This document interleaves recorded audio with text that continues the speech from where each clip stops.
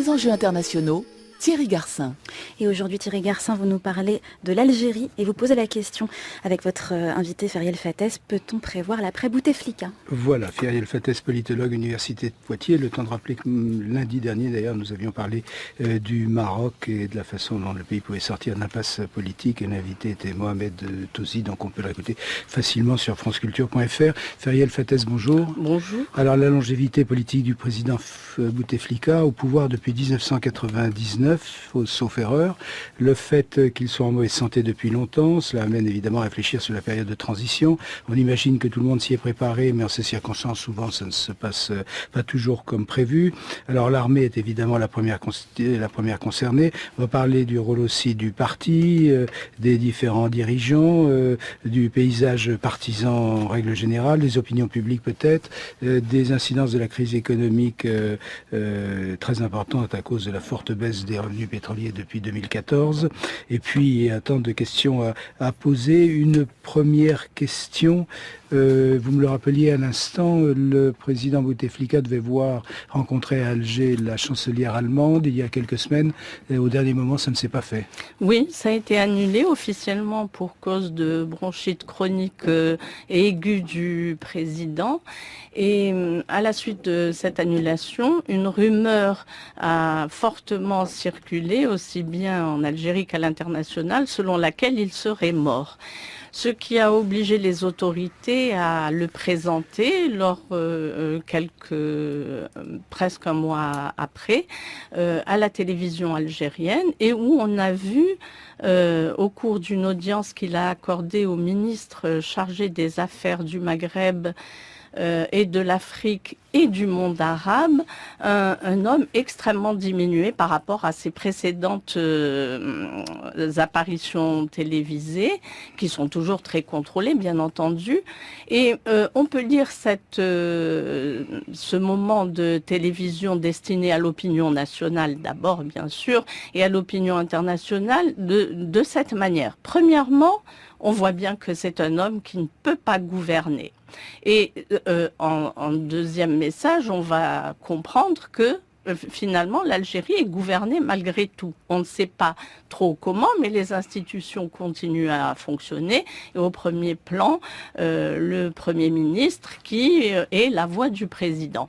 La deuxième chose, c'est un message d'avertissement, puisque la question qui est abordée lors de cet entretien, où le président ne parle pas, il ne peut pas parler, c'est simplement le ministre qui expose la situation, eh bien, c'est celle de la zone de tous les dangers, pour l'Algérie en tout cas, qui est exposée sur son flanc est à l'instabilité libyenne chronique depuis quelques années et à la menace de Daesh qui s'est manifestée concrètement en 2017. Et le terrorisme dans la zone sahélienne. Et le terrorisme, puisque côté Afrique, Sahel et Mali, il reste encore bien sûr une zone de terrorisme à laquelle l'Algérie est directement confrontée. Il faudrait, Feriel Fattès, rappeler évidemment les grands considérants économiques. On les avait fait il y a quelques temps ensemble, ici même.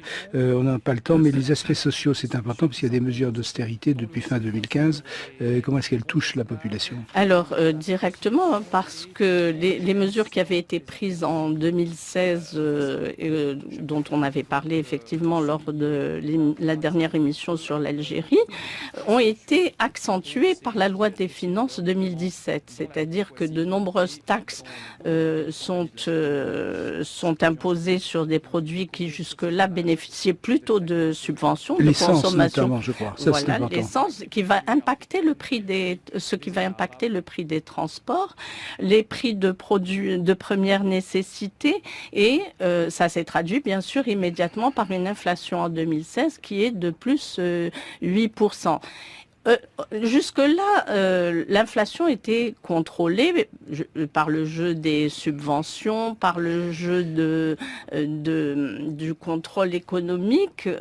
Mais là, on voit bien que l'État a accentué les mesures dans un plan qu'il prévoit sur 3 ans, de façon à réduire les importations et à augmenter le prélèvement fiscal. Et par exemple, là où on voit que c'est un risque, c'est sur la population des jeunes. Les 16-24 ans sont frappés de 30% du chômage, alors que le taux global est de 10%. Jusque-là, la manière de gérer le chômage des jeunes, qui sont la population potentiellement explosive, voilà, et a été de leur accorder des prêts de manière assez large, assez souple. Or, la loi des finances actuelle a prévu de limiter le champ des prêts de manière assez drastique, et donc cette population va se trouver obligatoirement confrontée de manière directe à l'absence de revenus. Feriel Fattès, il y a un chiffre qui donne le tournis pour l'Algérie, c'est 97-98% des exportations, c'est le pétrole. Oui, c'est une monoculture et une mono-exportation. Et de toute façon, on voit bien que tous les indicateurs macroéconomiques sont frappés par la baisse du prix du pétrole, compte tenu du fait que, comme vous le dites, c'est la ressource essentielle, principale. J'ai vu les revenus du pétrole depuis 2014 divisés par 3, c'est possible? C'est-à-dire on ne fait pas le même budget avec? On ne peut pas faire le même budget. Les réserves accumulées fondent comme neige au soleil. Par exemple, il y avait un fonds de régulation des recettes qui ne faisait que se remplir et qui est aujourd'hui complètement vide. Il est tellement à un seuil critique que la nouvelle loi des finances a purement et simplement décidé d'en supprimer le seuil minimum. Les réserves de change idem, il reste à peu près 100 milliards de dollars au moment où je vous parle, et elles ne serviront que pendant 1 année à 1 année et demie à couvrir les importations. Alors peut-être juste une dernière question, le temps passe malheureusement vite, Feriel Fattès. Vous m'avez signalé, je ne savais pas, deux textes intéressants, un rapport parlementaire français de l'Assemblée nationale ici donc en 2017 et puis une note du département d'État en février sur l'Algérie, les deux. Oui, les deux rapports sont intéressants dans la mesure où ils montrent une préoccupation des puissances occidentales pour une stabilité de l'Algérie. D'abord, tout simplement parce que l'Algérie a une pratique et une expérience de la lutte contre le terrorisme, compte tenu de son histoire propre, bien sûr, de la guerre des années 2000, et qu'elle peut servir à contenir tous les mouvements qui peuvent venir du Sahel vers l'Europe et vers le monde arabe.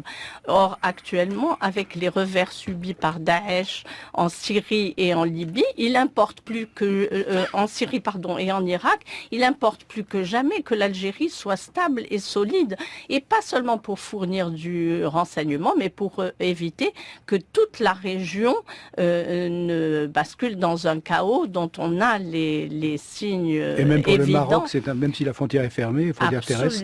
C'est important pour tous les voisins. Et pour la petite Tunisie qui maintient sa stabilité, sa transition démocratique tant bien que mal, il importe pour les puissances occidentales que l'Algérie reste stable.